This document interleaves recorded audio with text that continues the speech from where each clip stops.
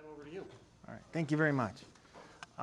Like you said, I started in law enforcement in 1991 in West Valley City, Utah, and I left there as a canine sergeant. While I was there, occasionally we would encounter people with autism, and I didn't have a lot of training in it, didn't have a lot of experience with it, so some of the stuff was kind of frustrating. And God has a way of teaching you lessons. And when my son was born, he was about 8 years old when we discovered he had autism, and we kind of went a different way there. My wife and I were on a board for a charter school for autism called the Spectrum Academy up in North Salt Lake. We actually put that together with some other parents. I just recently served a 6-year commitment to a board with the Columbus Community Center, which is a center in Salt Lake which deals with people with special needs, with training and living arrangements and things like that. So I have a little bit of insight there.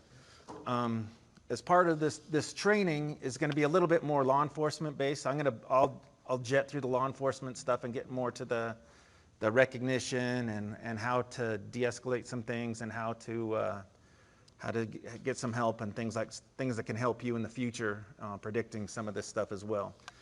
Justin here, he's 26, he has autism. I bring him so that people can ask him questions, or they can kind of see, you're going to see he interjects.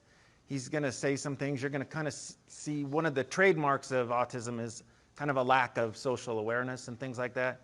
And you'll definitely see some of that. So some of it more apparent than others. Yeah. Okay, so I'll just say this right off the get-go. Does anyone have a family member or a lot of experience with someone with autism? Awesome. Oh, yes. Okay, there's a lot. So that hand raising when I do this class, this presentation is for officers in the Salt Lake Valley and Park City. The hands used to be low, and now it seems to be more and more and more, and it's more prevalent. So let's start this a little bit. Autism is a neurological disorder. The brain processes stimuli differently. So as an example, when we were putting together the school for autism, when we were even thinking about the lighting, back then, schools all had kind of fluorescent lighting. But fluorescent lighting, the kind of physics in it is it blinks really, really quickly, and it kind of makes a little flickering sound. Most people won't even notice it, or you can phase it out. Someone with autism cannot do that. The stimuli comes in, they can't filter it out, and to some of them, it'd be like sitting in a classroom with a strobe light. And I guess the best way I can kind of describe this is if you go to a concert and everything's blaring and everyone's talking and the group's screaming, and your friend's sitting next to you and wants to say something, you can filter that out. You can kind of go, this is a lot of noise. It might be kind of hard to hear them, but you can kind of understand what your friend's saying. They can't filter any of that out. They absorb that all, and a lot of that stuff can be really overwhelming and stressful, which can lead to some issues. So it kind of can lead to weird outbursts or spontaneous outbursts. It can definitely do that. So also, people with autism have difficulty with certain social concepts. So like everyone who's kind of typical, you kind of go along, you know that you're in the future, you're going to probably get a place to live, you're going to have to get some money to pay bills, what kind of bills you're going to probably have in the future and things like that. They don't necessarily have this social awareness. Justin, you can explain it to him, he can logically get it, but he still wouldn't be able to put that together. Some of the ways this can kind of manifest is people with autism may speak kind of out of what we would call out of turn, or they may not recognize some certain things. Like if you had a fence or you have a sign that says no trespassing or something like that, or even just like the curtilage of a property, you may think, hey, I'm not going on there, that's someone else's stuff. If they see something that interests them, like a swimming pool or something, they'll go right by it. They may open the gate. They may go in someone's house. They may do a lot of things, just not realizing that's not the social norm. That's not what you do. That's where law enforcement comes in contact with them a lot. Also, certain language concepts or figures of speech. With a lot of people with autism, you need to speak more directly. One of the examples I give is when Justin is little, we told him to pick up his room, and he was really upset because he couldn't figure out how to get under his room and pick it up, and nor is he big enough to do such a thing. And also there was a firefighter, and I guess he had a really rough day, at the department, and he comes home, and his son's kind of going around, and he's excited Dad's home, and he's kind of yelling, and he Dad probably promised him McDonald's, and he says, hey, let's go to McDonald's, let's go to McDonald's. And the dad is just kind of getting frustrated and goes, yell outside, and points. And the kid yells, outside. So they're very literal. They can be. Justin is very literal. And you can use figures of speech correctly without even knowing what the heck they mean. Yes. They can also be very blunt. One time I asked Justin if he wanted to go with me to get his hair cut at the same time. I kind of noticed his mannerisms, actually. I said, you want to go get your hair cut at the same time? You want to get up my line? He goes, no, Dad, your hair is hideous. And it's like, he didn't mean anything by it. He was blunt. That's what he saw. That's what he knew. But if you look at kind of his behaviors, if you kind of see how he covers and he kind of holds his arms up like this, kind of hand flapping or kind of like trying to change stimuli, and I'll get into that a little later. I just bring it up because we just saw that. That's some warning signs that someone with autism might be starting to kind of go a bad direction. So I was talking about their senses, a lot of things like smells and stuff. So for instance, if maybe I went to a restaurant with a lot of curry in it, and I kind of have that smell in my patrol car, and then I have to help someone with autism get home, they get in the car, and that smell could, boom, be overwhelming. And I'm like, what's going on? And it could literally put them in what's called a meltdown. We'll go over that later. But it could tax their limits. They may not be able to get by that. And you may not know what it is. It could be sights. It could be lights. And like I tell the officers, it seems like almost everything we do with sirens, flashing strobes, kind of coming in masses. And a lot of times if we have someone not cooperating, we get really loud. So all those things by them, can send someone. So just something to keep in mind. A lot of you guys everyone here is with transit. So a transit vehicle can be very crowded, or something may happen that gets it off course or something like that. And we can talk a little bit about that. So they may have problems with interpersonal relationships. When we put together the Spectrum School, the first day, one of the kids didn't make it home. Right, and they implemented a school bus system, and the mom was freaking out, as would I. I would be extremely upset, and she's just frantic that she can't find her son, and so they go back to the school. This is the first day. We can't have this, and they're kind of tracking things, and they found out he went on a school bus, and where they dropped him off, and they called the mom and they said, oh, he went with a friend. He forgot to ask you, and she started crying. She says he's never had a friend. And so, a lot of them have a hard time with that kind of stuff. So if they kind of build a relationship with you, if you're a driver or an operator or something like that, just know that these guys may have what they can perceive as a personal relationship with you. And if you change drivers or change routes or something like that, it can be stressful for them. They may not show signs that are age appropriate. Like this young man over here, he's got the headset. That'd be for sound cancellation. But he's got a teddy bear. A lot of times if you see a teenager with a teddy bear, you're kind of going, oh, what's with this kid? But people with autism, they don't necessarily have that age boundary. My son's 26, and he may play with a Hot Wheel or something like that. That something that you wouldn't think is age appropriate. I've seen some young girls that are, in their 20s or 30s, and they want a coloring book or they want a sticker book or something like that. Just something that seems a little off. And this can be a sign, if you're getting this person with you, that they have autism.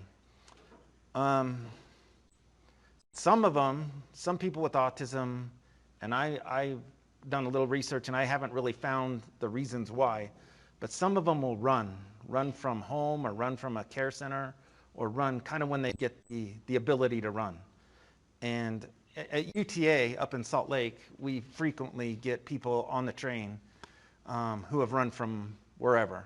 Like this gentleman here, he ran from a care center in Orem, and we picked him up in Salt Lake. So if you're missing someone in Orem and you're looking for someone in Salt Lake, that's a huge area. But he actually planned his escape a little bit. He was bringing his supplies to live on the land. He has a clear plastic bag with some Cheez-Its and Funyuns in it, and he has his jacket just in case it gets cold. So he's ready to go. When we found him, I mean, when you deal with people a lot, you can kind of see these guys sometimes when you're walking around. You know, something will kind of stand out. And fortunately for us, we knew he had been missing, and he kind of stood out. And they said he was really into Marvel. A lot of people with autism have a hyper focus, and this guy was really into Marvel. And you can't tell, but that's a Marvel Comics hat. So when we stopped him, he knew he was on the run, and he knew why we were talking to him. So he actually kind of lied about his name, but he wasn't very good about it. I can't remember what name it was, but it was obviously fictitious. So just some things like that to think about. Autistic people tend to be pretty mature for their age. Immature. Yeah, immature. Yeah. That's what I said. Okay. Some things you might see that kind of stand out just on the get-go. Headphones. Headphones can be, sound canceling. We've had some people with autism with sound canceling headphones, and they decide to walk down the tracks of our commuter train, the front runner. And that front runner is a big train, and it travels, I think it's 80 miles an hour. And it is not pleasant when it encounters somebody. But a person with sound canceling headphones, not really realizing the social norm of what comes down those tracks or how often, and they can't hear anything. I mean, that's really frantic for us. Fortunately, someone saw this person on the tracks, and we were able to get to him before our front runner came. And not only our front runner, but right next to our rails comes the Amtrak. And when that Amtrak comes through, I don't know how, I swear it goes 300 miles an hour. I don't know how fast it goes, but it's screaming through there. A lot of them will wear hoodies or really kind of covering their head or something like that. Yeah. So the hoodies kind of act like a security blanket. They can kind of close everything out. They can zip everything like this. They can kind of try to ignore everything kind of around them. And they feel safe. So you'll see a lot of them in hoodies. But you see a lot of kids in hoodies. The clothing with the particular interest.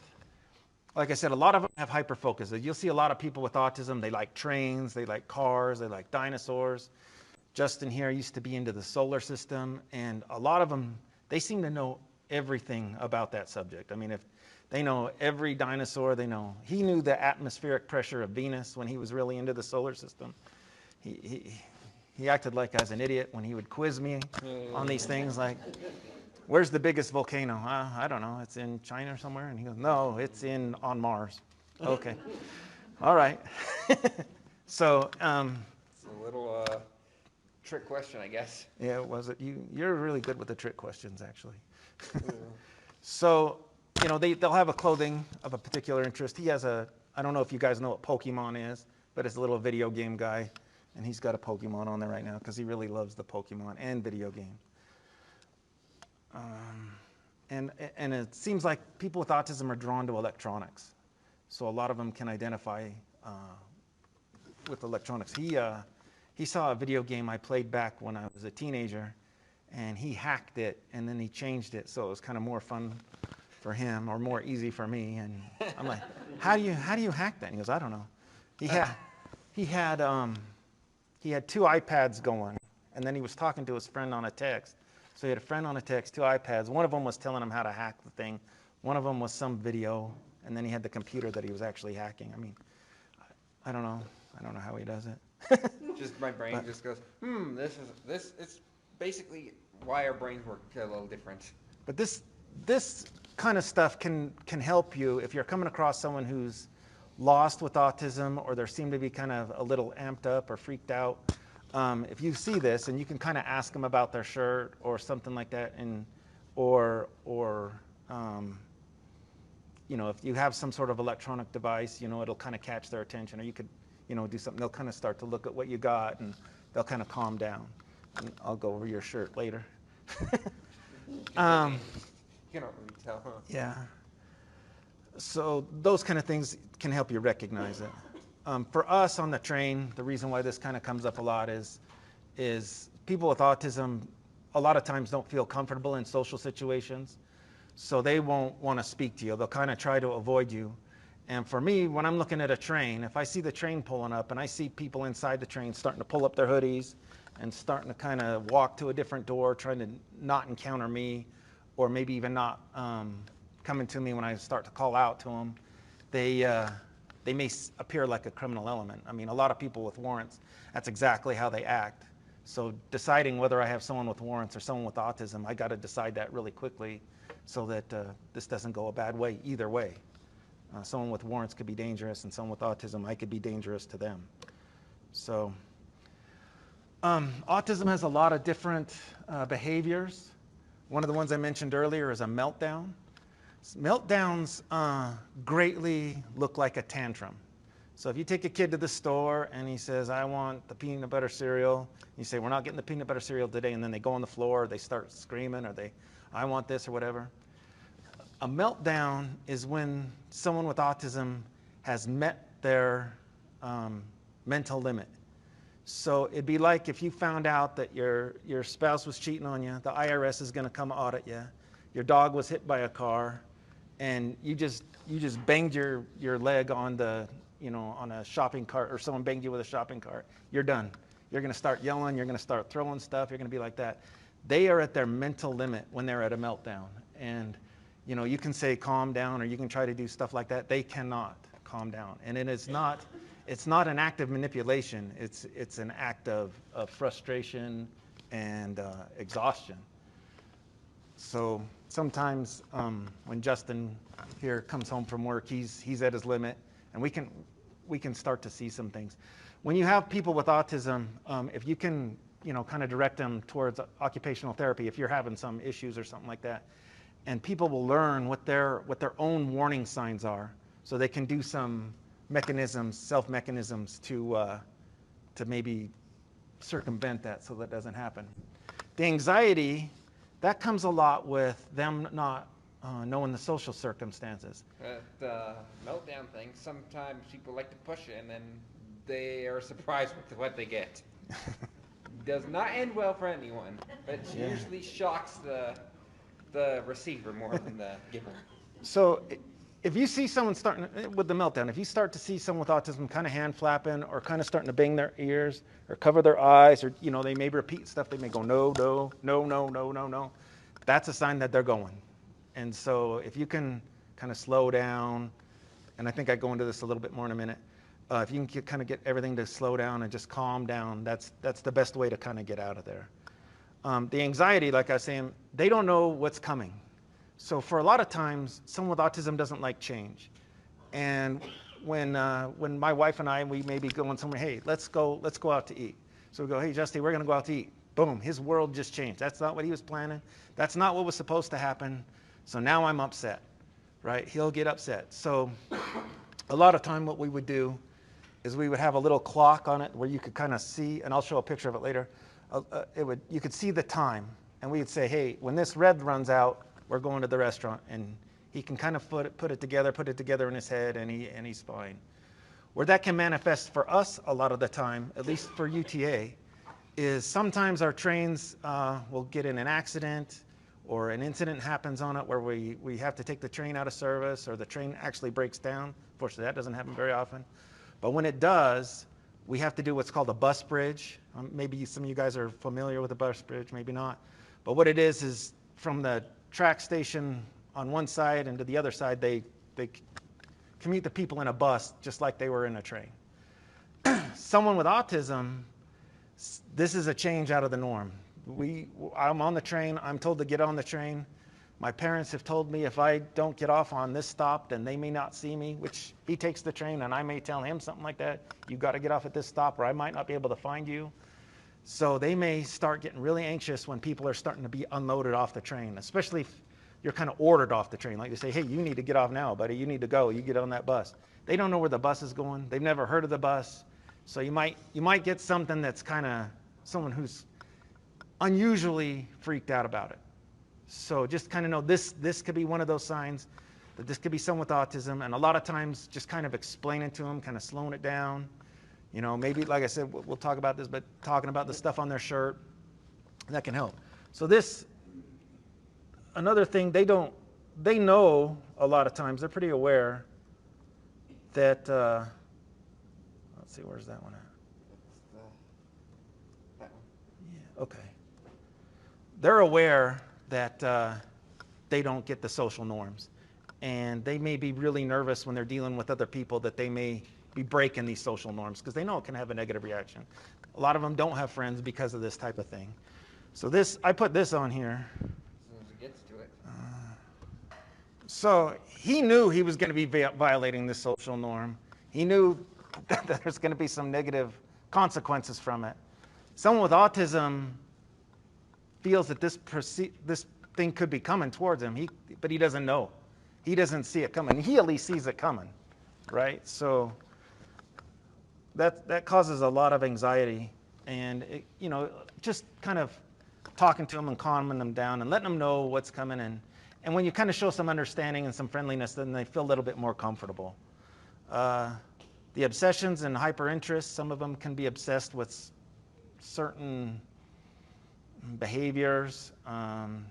Some people who are nonverbal, you might have some people that are a little bit more impaired than my son, and they may just rock. They may not be able to communicate verbally. They may do different things to kind of calm them down. The hand flapping you'll usually see when they get nervous, but some of the people who are lower functioning, they also will do hand flapping. The covering the eyes, slapping or hitting yourself, that's kind of trying to direct their mental thinking another direction. Just like if you stub your toe, you may go, oh, or do something like that. You're trying to divert the pain from your brain. You're trying to distract it so it doesn't hurt as bad. They may be doing that, but for other things. The blunt, the echolalia. A lot of times when someone is not as skilled verbally, when you're talking to them, they'll repeat what you say in the way you say it because they're kind of learning how to communicate in different ways, and you may be someone they haven't talked to. So if you say, hey, where do you live? They go, where do you live? Where do you live? Where do you live? And again, with law enforcement, that means someone's about to lie to you, and that's why it kind of comes up with us that, you know, this is not someone who's lying to you. They're just trying to learn from you. The literal, the immature, and just keep in mind if someone like this starts to kind of melt down or something, on a very good day, they have a very hard time. And usually when law enforcement's there, and hopefully not when you guys are there, but potentially when you guys are there, they're not on a good day. So, you guys have any questions or anything like that? You can ask questions of him too. He's more than happy to answer your questions. Got lots of things in my brain. If you're talking to parents or families with people with autism that are using your service frequently, you can talk to them about different things that they can do to help identify them. I mean, in a smaller community, you may know this. I've known this kid since he's 3. I know he has autism or something like that. But there's people on there that you may not know. Medical alert bracelets or a USB where like law enforcement or medical people can pump that right into a computer and get their information, contacts, and things like that.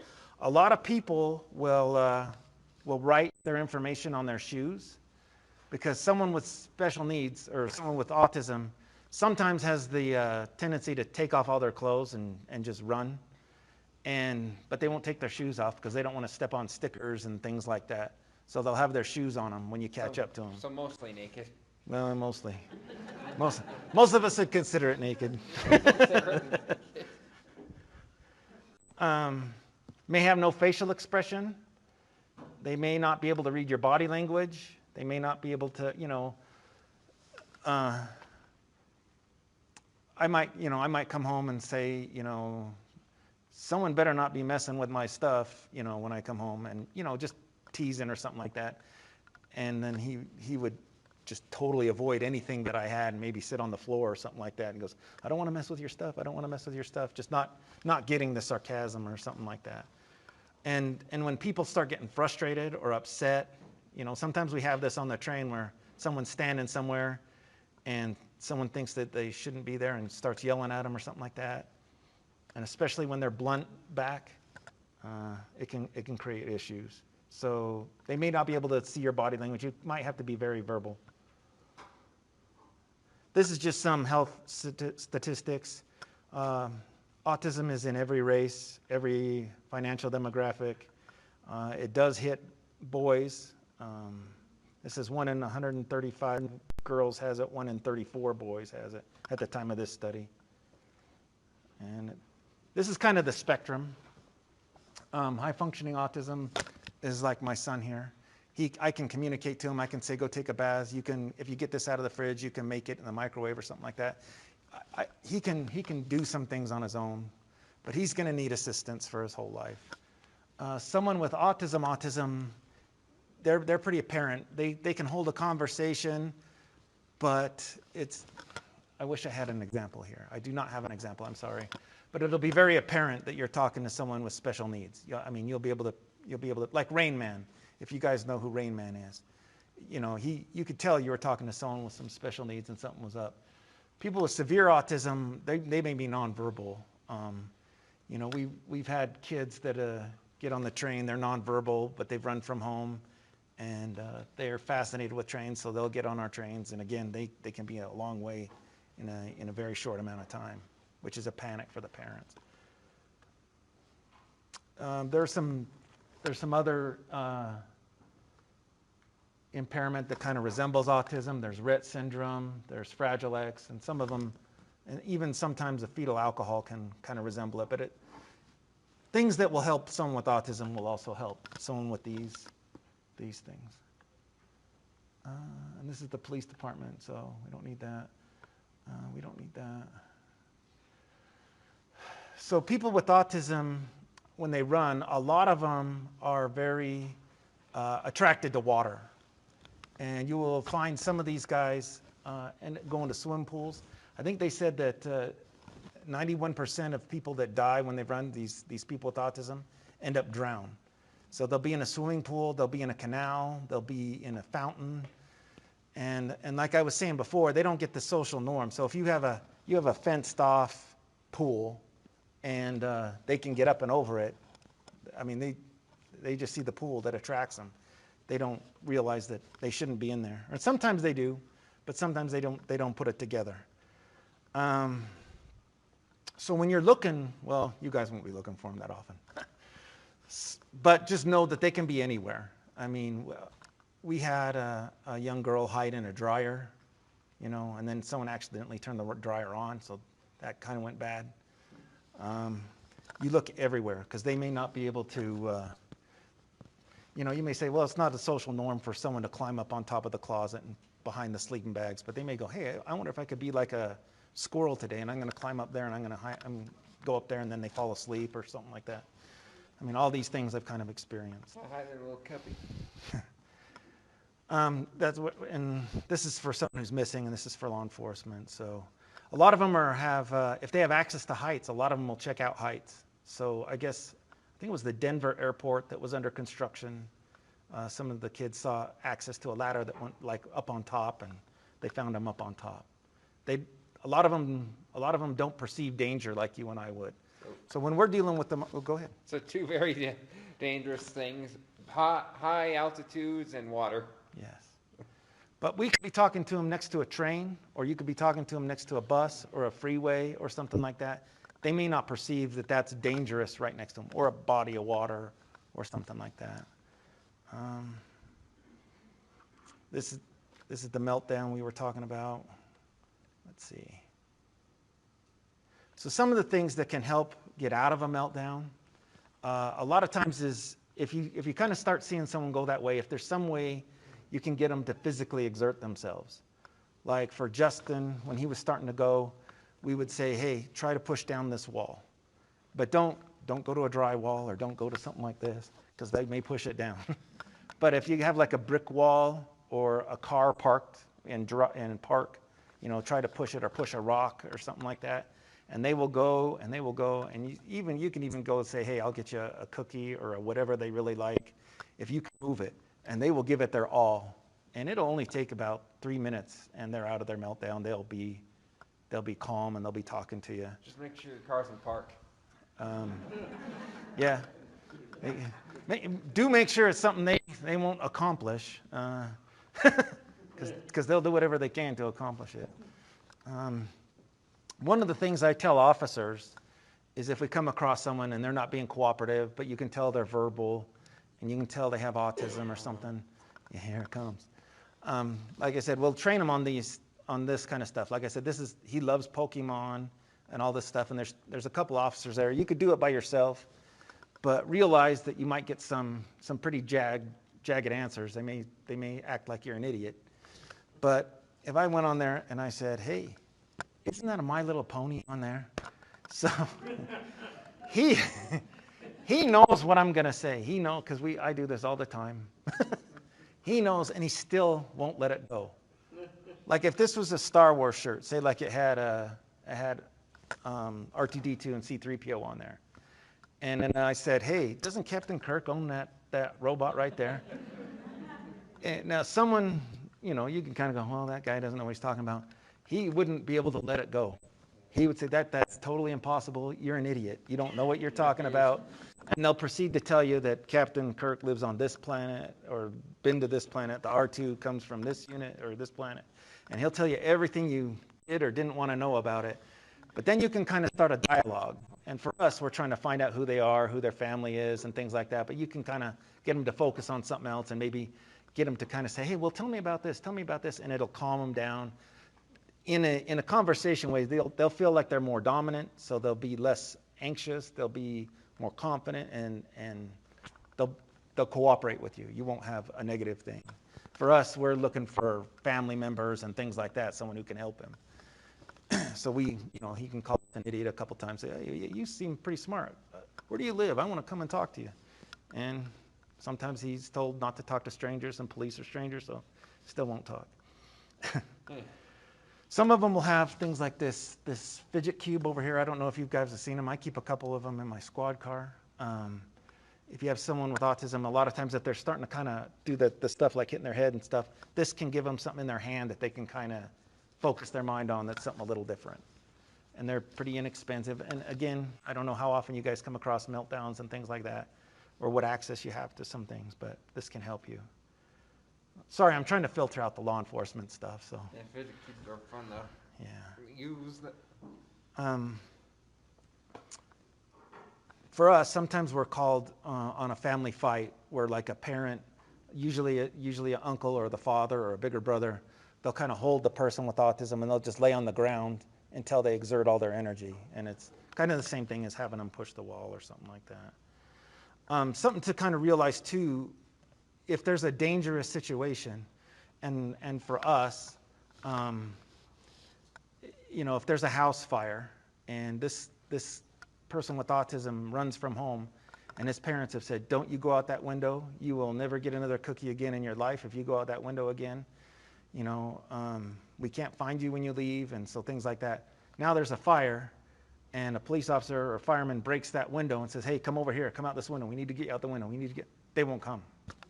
They don't have the ability to put together, this fire is a different situation. I'm going to be in trouble with my parents if I go out that window. And so there could be things like that you may experience. I'm not sure how it would relate to a bus, but certain things like that, that can come up. Also, something to remember very much is people with autism that are nonverbal, they can still hear you, and for the most part, they can still understand you. And there was a family where there was a couple, and they were younger, and they had someone with autism. They were very frustrated with it, and the child was nonverbal, and they would argue or say things like, oh, I wish the kid was never born, or I wish the kid would get lost and stuff like that. Thinking nonverbal means non-understanding. And this person became a 12-year-old, and they got an iPad. iPads had come out, and they had programs where you could kind of communicate with touching things. They found out this kid heard and understood everything. So it can be very detrimental. For law enforcement, it can be very detrimental. If we're saying horrific things about the parents, or the kid saying, oh my gosh, this kid's dumb, or something like that. And then this kid, no one wants to be that person. No one wants to be that person. And if you're like a bus driver or something where you're taking one of these ones and you're frustrated with something and you say, oh man, I wish that kid had missed the bus tomorrow or something like that, they will understand you. So just know this. You don't do anything that's cruel to them. Some people have a nice calming space. It kind of depends on what your role is in their life. You're getting ahead of yourself a lot today. Well, I'm trying to pull the law enforcement stuff out. So these guys don't want to know how to charge someone with victimizing someone with autism. Victim of a crime, you guys won't usually deal with that. So, Oh, I see that train crash now. some of the things that we encounter, and I'm not sure if this would be relevant for you guys or not, but you might find someone who's a little older than typical in a car seat. And just an example from us that we've had, first thing in the morning, you have a car hit a telephone pole. It's being driven by a woman. She's knocked out from the impact. There's a child in the back seat who kind of has this facial expression because you're there. They're kind of excited, but they don't really say anything. You want to get to mom. You want to get her out for the medics. And so you take this person out of the car seat and kind of set them by the back of the car while you're dealing with mom. This is a person with autism who runs when they're not being watched. And while you're dealing with mom, kid's gone. So, just be aware if you're like loading something into a bus or you're doing something, or you might, who knows, get fuel or anything. Even though they don't look like they're paying attention or something like that, they could bolt from you and you have a huge problem, especially if mom's the only one who this child has in their life and we don't know where we're going with this. That can be a huge problem.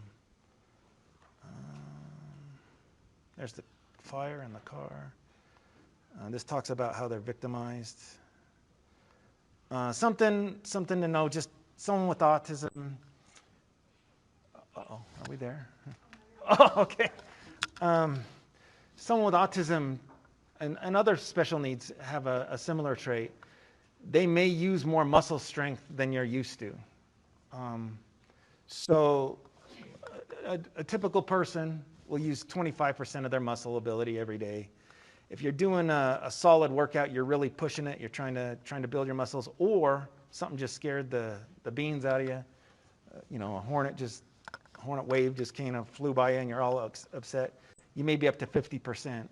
Someone with autism doesn't have that limit, and they may go 100% and not even know it. So and an example of that is when I was wrestling my son here, and he would always go, hey, Dad, let's wrestle. And so we'd kind of wrestle, and I'd have to pin him down and stuff. And then one day he just kind of got frustrated with me a little bit because he couldn't beat me, and he picked me up and held me up to the ceiling. And I'm like, with my legs. So I'm like, uh-oh. Something very wrong's going on here. Something changed in the dynamic of the house, but they may not realize it. So you may have some people that can be unusually strong in circumstances. You guys probably don't deal with stuff like that. So, okay. So just some of the things that you can do kind of for the parents or for the family is whatever tracking system you have, just put it in the computer that there's someone with autism there. For us, it's our police dispatch or fire dispatch, and some contact information in case something goes south. Every once in a while, our paratransit might drop someone off at the wrong spot. Sorry, but it happens. It happens. Or some things can be late, and that can send us. Yeah. Okay. It's just being late. So we had a guy who was nonverbal. He could maybe say 4 or 5 words, and they didn't really sound like the words they were, and he would get frustrated very easily. And the paratransit had where they were supposed to take him, took him there, and they said he doesn't go here anymore, and he knew he didn't go there anymore to this facility, and he was freaking out. And so the driver didn't know what to do, so they ended up calling us. And fortunately for me, I was kind of able to understand one of the words that didn't sound like what it should, but I was at the Columbus Center, which is another special needs center. I recognized that, and we were able to get him where he was supposed to go. But they weren't able to get a hold of his caretaker.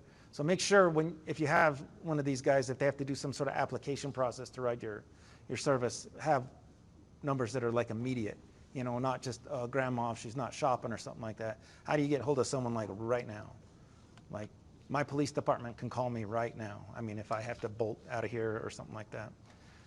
Some things like this is the gadget device I said. You could just set this, and then, you know, if you say, hey, we got to leave in 5 minutes, and you just put that down to 5 minutes, and it gives them 5 minutes to kind of figure it out. You can even cheat when they're not looking and knock it down to 2 minutes if you have to. I may have done that. Really? Have you really done that? Maybe. So that can help you out a lot. For us, you know, we're trying to calm people down and trying to get them someplace. Something like a chem light or some little gimmicky thing like that. Chem lights go a long way. Band-aids. Chem lights go like 8 hours or even more. Yes. For people that are in rural areas, if you have someone with autism that's going to kind of go in an outing or something like that, it's a good idea for them to have a glow stick on them and know how they work. Because if they get lost at night and they can crack that glow stick, it'll go for hours, like you said. It won't burn them. It won't do anything to them. And if a helicopter comes up, a helicopter will be able to pick that out in a dark field in seconds. So, I mean, the brighter the better. A lot of people with autism will walk away from a campsite, and you'll hear about them missing in the mountains and things like that. And they'll be out there, and they're told not to talk to strangers, or they may be in trouble and not realize this is a different circumstance, and they may not respond to rescuers calling their name. You could be 3 feet from him, and he's hiding, going, "That's a stranger. I don't know who that is. I'm not calling out." And, you know, unfortunate results can happen from that. Band-aids are really good. Some people with certain special needs, if they get even like a paper cut, they may think they have a broken arm or something like that. And if you have like Band-aids or something, that even if it has like Neosporin or something on there, that you can show them, hey, this one's got super painkiller on it. This will do the job. This will do the job. You can put that Band-aid on them, and it'll calm them right down. And they may actually seem to cut themselves a lot after that, wanting Band-aids with the special stuff on them just to get something like that. If you're in a community where you're going to have a bigger event, like a fair or something like that, and you're going to have people from other communities coming in, sometimes you can talk the parents into getting these kind of tattoos. You know, the kid thinks it's kind of cool. You could have Superman, or you could have a Star Wars guy or a Pokemon guy on there, and it just has their contact information for the parent right then. So these are some of those examples. I go pretty fast, and I'm sorry, and I cut some of the law enforcement stuff out. So how long is this supposed to go? We're doing great. Okay. Take out whichever line, we can wrap it up whenever you're. Okay. So this is a law enforcement thing right here. So Bingo. yeah, we're good. Does anyone have any questions of me or of Justin? Anything we can help you with? Yes. What would be your advice? Uh-huh.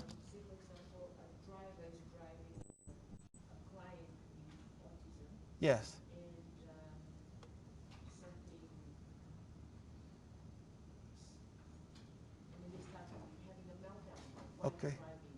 What Uh-huh. would be your advice Um, on how a driver should handle it? It kind of depends on why, I guess, they're getting excited and how impaired they are. If it's someone like my son, I would just kind of say, hey, you know, pull over for just a second. I mean, I don't know if you're GPS tracked or if you have timers, or I mean, there's a lot of security measures now. I can't even comprehend all of them sometimes. But if he could pull over and like in part of the bus, and if it's a regular client, maybe even try to get to know some of this stuff.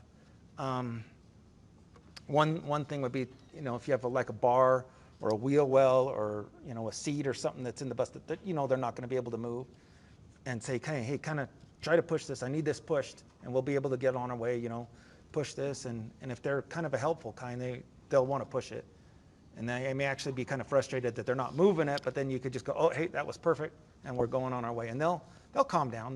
They'll wear themselves out in just a couple of minutes. If it's a normal client, also, if it's something that your company can do, if you know you're getting him every day and you know he may have a meltdown about something, and you get some Pokemon stickers, something really cheap, you know, that goes on an envelope. A lot of these, there's like tons of stickers on a strand of things. And you could go, hey, and put one where you can see it. And I say, hey, I got another sticker. If you can tell me who this is, and then they'll kind of tell you who it is. And then you give them the sticker and you go, I got another sticker if you can tell me who this is. And refocus them. Focus them onto something else. That'll kind of calm them down. Just make sure you don't do it too long so you don't get in trouble for being late. Because they can also be sent by being late. So, but these would be some ways that you could kind of do it quickly. It kind of depends on why they're melting down. I mean, if you wore a perfume that day that's sensory overloading for him and he's never smelled it before, that could be a little more difficult. You'd have to maybe figure it out, that's what it is, and do what you can to mitigate a perfume or something. Or they may have used a new cleaner in the bus that has a certain smell. I mean, it could be, there's a lot of things. You got to figure out what's doing it. Is that helpful? All right. Anything else? Yes. So what's law enforcement's procedure for like a lost passenger? A lost passenger? Yeah. So that happens. Right. We'll get the passenger. Hopefully, UTA, for us, we have that database that says how to get a hold of a person right now. For us, we will come and take custody of that person unless it really freaks them out. But usually we have some teddy bears and we have some other things that usually will calm them down. For Justin, what I used to tell him, I used to give him landmarks to where our house was and things like that. And we'd say, hey, if the police ever have to find you, you're lost for some reason, you just remember where, you know, for us it's Mount Olympus down in Salt Lake. You say, you remember where you are from there, and kind of drive them closer until they recognize it. But for us, we would just take custody of them, see what UTA has on them, see what we can find on them, try to figure out what center they're going to. But are you talking about if they're gone and we don't have them? Or are you talking about? It's kind of, so our process with supervision is, you know, Right. go out, we have a picture of the client and we go out and search. Right. No, and that we would also do that. So if they're, I thought you were talking about you have someone who isn't right. But if you have someone that bolts from you, Yeah. yeah. Like we've had operators drop off in the wrong location. Right. They just roam, Yeah. go into homes, Yes. so. That was actually right by my house. Did go? It was one where they were supposed to drop them off at a care center here, and they accidentally dropped him across the street, and it was a new care center. And he went down to the end of the street, went in the house. And thank goodness he didn't go into mine because I have a big dog who's not very friendly. But yeah, that can happen. He went into a house he totally didn't know. Right. For us, Play video games. Yeah, we get the picture out. You know, we have devices, we can get the picture and we'll saturate the area. You pull the GPS up and see what kind of water there is, trying to figure out where they're trying to go. Because sometimes they know the way there. You know, sometimes if you go down the wrong road, they may let you know you're going the wrong way. But try to figure out if they're trying to go there. We had a kid. Someone had to learn that they're going to notice you're going the wrong way very often. They learn it the hard way. So we had someone run from a park from a caregiver in Taylorsville. And mom left them with the caregiver. They didn't want mom to go. They wanted to be with mom. And mom had to go to work. And she went down the street and turned and she went on the freeway and did whatever she did. But the kid ran and all he saw was her go down this road and turn.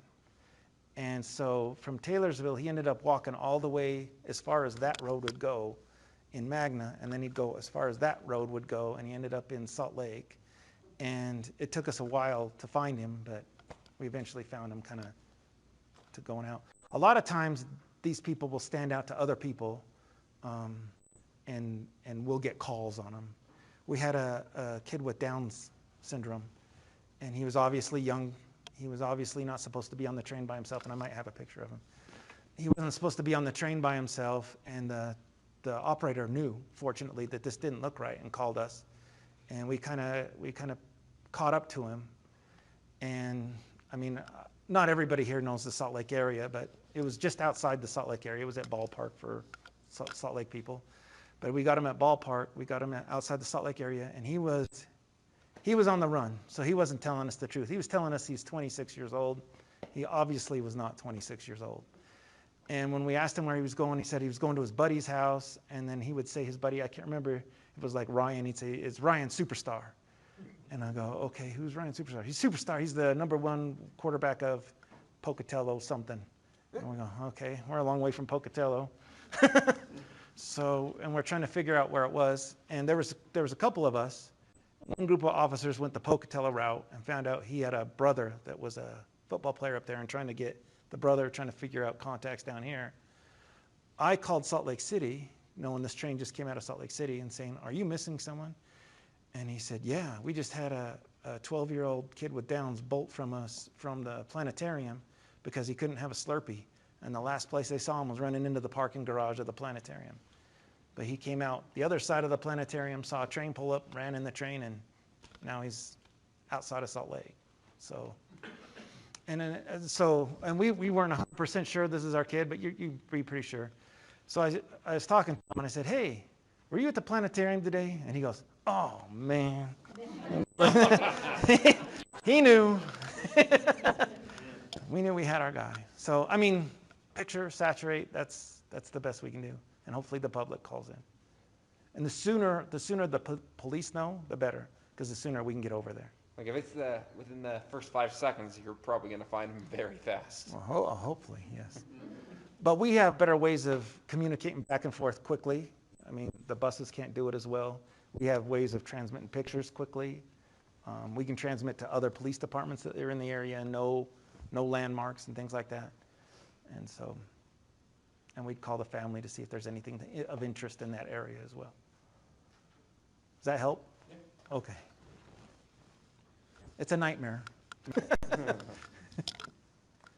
Yes? So what is the protocol? You sort of skipped over them, but if somebody is harassing somebody with autism, like I'm sure that there's people that can prey upon them. They understand, oh, this is an at-risk person. They can prey upon them for whatever reason. Very much. And so, and that could happen on a bus or a track station or anything. What's the protocol Right. for that? For law enforcement, I mean, we'd handle it. We would, depending on how severe it is, arrest this person or separate them or things like that.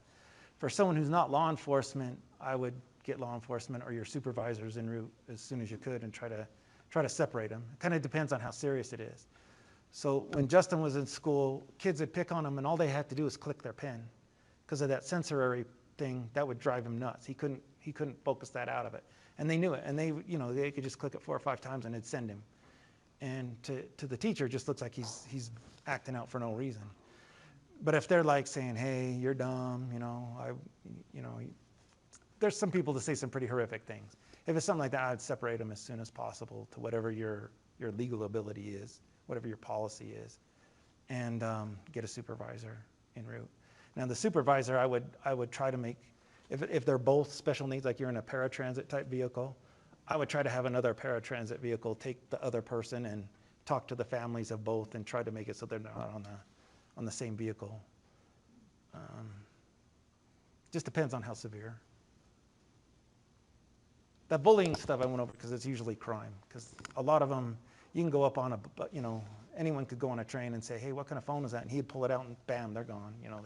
They'd grab it and take it. Or how much money do you have? And he wouldn't know why they're asking him that.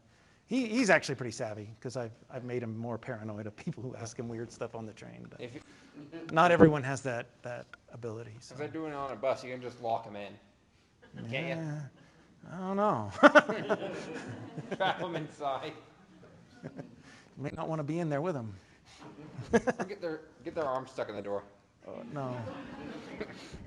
Don't do that. Is there any? I mean, if that's not helpful, is that helpful? Okay. Yes. I saw that you didn't have, like my son, my stepson. Uh-huh. He's in the high function. Okay. He talks to himself. Okay. A lot when he's frustrated and mad. That's one of the warning signs he's starting to go. Yeah. Okay. Is that normal for? The one thing that they told us when we were putting the school together with autism is if you know the traits of one person with autism, you know the traits of one person with autism. I mean, they can have a whole bunch of different things. I think, for example, I sometimes do talk to myself when I'm getting really frustrated. Yeah, yeah, and there's certain things. One thing that helped us when he was getting frustrated as well is in our house we had a bathroom that it was an interior bathroom, no windows, and we would put the water kind of warmer and turn off the light so it's pitch black in there. And again with the glow stick, we'd throw the glow stick in the water and it would calm him. I mean, it's the water, it's the low subdued light, it's the uniqueness of it, and it would calm him pretty quickly. But I don't think you guys can have that on a bus very easily. So. It's not like you have a swimming pool inside your bus. That'd be one expensive bus fare. What do you think would help you if you were on a bus and you were starting to kind of get frustrated? Maybe it was too hot, or maybe the bus was running late. What would help you? It's a little tricky at that point, but just probably reassure you're on track, you're doing your best. If there's other people around, maybe isolate most of the time. Okay. Awesome. All Thank right. you. Yeah. Any other questions before we wrap up? Justin, what kind of work do you do? I work at the IHC Laundry Center. The Intermountain Health Hospital, which is the biggest one, they have a central laundry for all the IMC in the Wasatch Front, and he works in the laundry center. And he takes it very serious. Lots of tests you have to end up doing there, and usually making sure the laundry is clean. which a lot of people don't seem to realize they are supposed to do. Yes. What's your favorite part of the job? Just being able to do my job and doing it well. So he Make a difference. He realizes it's part of the healthcare, and though the doctors and nurses help you, you got to have a clean sheet, or when they put that warm blanket on you, and he's the one who makes that clean to give to him, and he knows. When we went to Japan a while back, and he wanted to get entirely new shoes, and we couldn't figure out why he wanted new shoes. And he said, because there might be a germ in Japan that they don't know about here, and I don't want to get that germ on a blanket that goes onto someone who's sick in a hospital and hurt him Or kill them. or kill him. That's probably one of the biggest, like when I'm thinking, when people are careless, like that's probably the best. It's dramatic, like, oh, you might kill them, but that's probably what's going to happen. You don't know how sick they are. Hope for the best, expect the worst. All right.